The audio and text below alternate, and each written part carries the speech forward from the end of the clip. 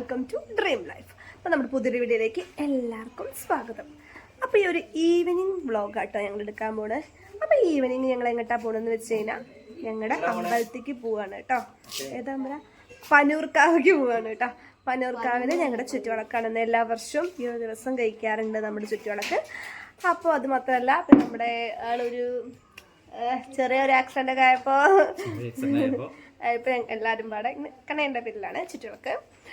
അപ്പോൾ ഞങ്ങൾ അമ്പലത്തേക്ക് പോകാൻ കേട്ടോ ഗൈസ്. ഞങ്ങൾക്ക് ഉണ്ടാവും നേരത്തെ പോകണം, ബാക്കിയുള്ളവർ പിന്നാലെ വരും. ഓക്കേ. അപ്പം ഞങ്ങൾ എല്ലാവരും പാടെ അതൊക്കെ കുറേ നേരം വർത്താനൊക്കെ പറഞ്ഞിട്ട് അച്ഛനെ വെയിറ്റ് ചെയ്തുകൊണ്ടിരിക്കുക കേട്ടോ. അച്ഛനപ്പോൾ വരുമ്പോഴേക്കും ഇവർ ആകെ ഡ്രസ്സൊക്കെ മുഷിപ്പിച്ചിട്ടുണ്ടായിരുന്നു കളിച്ചിട്ട് കേട്ടോ. അപ്പോൾ ഇതാണ് ഞങ്ങളുടെ പനൂർക്കാവ്. ഞങ്ങൾ അവിടെ ഭയങ്കര രസമാണ്, ഭയങ്കര വ്യൂ ആണ് കേട്ടോ. അപ്പുറത്ത് പാറയും തോട്, അതായത് കുളവും ഒക്കെ ഉണ്ട് കേട്ടോ. അപ്പോൾ ഇതാണൊന്ന് കാവ് ഞാൻ ജസ്റ്റ് ഒന്ന് കാണിക്കാമെന്ന് വിചാരിച്ചു. അപ്പോൾ ഇതാ ഞങ്ങൾക്ക് ഭയങ്കര ഇഷ്ടമാണ് കേട്ടോ. പൂഴിക്കുന്ന് പോലെ തന്നെ ഏറ്റവും പ്രിയപ്പെട്ട വേറൊരു സ്ഥലമാണ് കേട്ടോ ഇത്. അപ്പോൾ ആക്സിഡൻ്റ് ആയി കഴിഞ്ഞാൽ ഇപ്പോൾ രണ്ടാമത് കണേണ്ട കാലം ഇനിയും കട്ട് ചെയ്യണം എന്നൊക്കെ പറഞ്ഞു കഴിഞ്ഞപ്പോൾ അമ്മയും അച്ഛനും തത്തമ്മയും പാടെ അവിടെ വന്നിട്ട് കരഞ്ഞ് പ്രാർത്ഥിച്ചപ്പോൾ അവർ പറഞ്ഞു നമ്മളത് നടക്കില്ല എന്നൊക്കെ കേട്ടോ. അപ്പോൾ അങ്ങനെ അപ്പോൾ ഞാൻ എല്ലാ കൊല്ലവും കഴിക്കാറുണ്ട്. അപ്പോൾ ഇപ്രാവശ്യത്തെ ചുറ്റുവിളക്ക് കണ്ണേൻ്റെ പേരിലായിരുന്നു കേട്ടോ.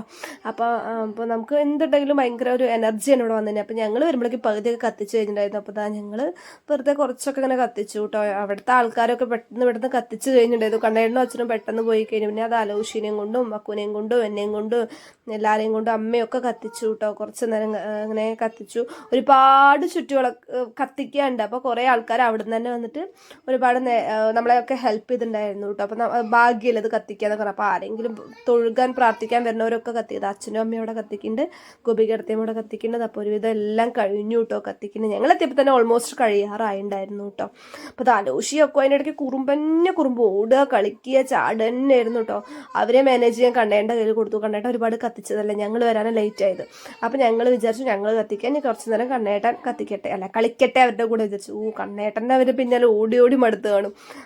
സ്ത്രീ കുട്ടികളെ പറഞ്ഞിട്ട് കാര്യമല്ലോ, അവർക്ക് ഭയങ്കര കുറുമ്പല്ലേ ഈ ഒരു ടൈമിൽ. അവർക്ക് നിന്നിട്ട് ബോറടിക്കാൻ തുടങ്ങിയിട്ടുണ്ടാവും. അപ്പോൾ അവർക്കറിയില്ലല്ലോ ഇത് അമ്പലമാണ്, ഇത് കത്തിക്കുകയാണ്, അങ്ങനെയൊക്കെ ഇതാ കത്തിച്ച് കഴിഞ്ഞപ്പോൾ ഒരു നല്ല രസമാണ് കേട്ടോ. ഒരു പാട്ടും ഒക്കെ വെച്ച് കഴിഞ്ഞാൽ കാണാം. അപ്പോൾ അക്കോടെ ചെണ്ട കൊട്ടാൻ വേണ്ടി വന്നിട്ടുണ്ടായിരുന്നു. അപ്പോൾ അവരുടെ ചെണ്ട എടുത്ത് അവൻ ഭയങ്കര ക്രൈസാണ് കേട്ടോ ഗൈസ്. അപ്പോൾ ഞാൻ വിചാരിക്കേണ്ട അവന് ചെണ്ട ചേർത്തെന്ന്.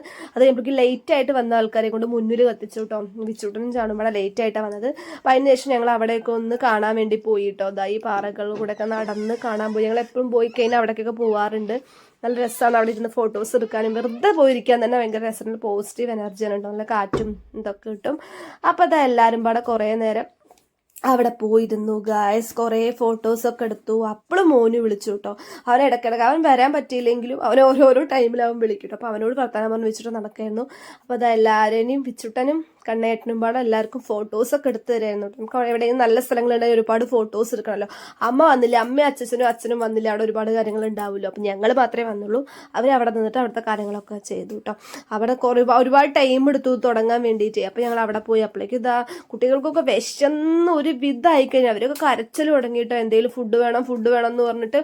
അപ്പോൾ അവിടെ നിന്ന് അവിടുത്തെ വഴിപാടിൻ്റെ പഴവും അപ്പമൊക്കെ കൊടുത്തിട്ടുണ്ടായിരുന്നു കേട്ടോ. ഞങ്ങൾ ഇരുന്നിരുന്ന് അതൊക്കെ കഴിക്കുകയാണ് കേട്ടോ. കാരണം അവരെ പറഞ്ഞിട്ടും കാര്യമില്ല, ഭയങ്കര ടൈം വഴുകി കേട്ടോ. പ്രാവശ്യം ഭയങ്കരമായിട്ട് വഴുകി. വേറൊരു ആൾക്കാരുടെയും കൂടി കളമ്പാട്ടം എന്തൊക്കെ ഉണ്ടായിരുന്നു.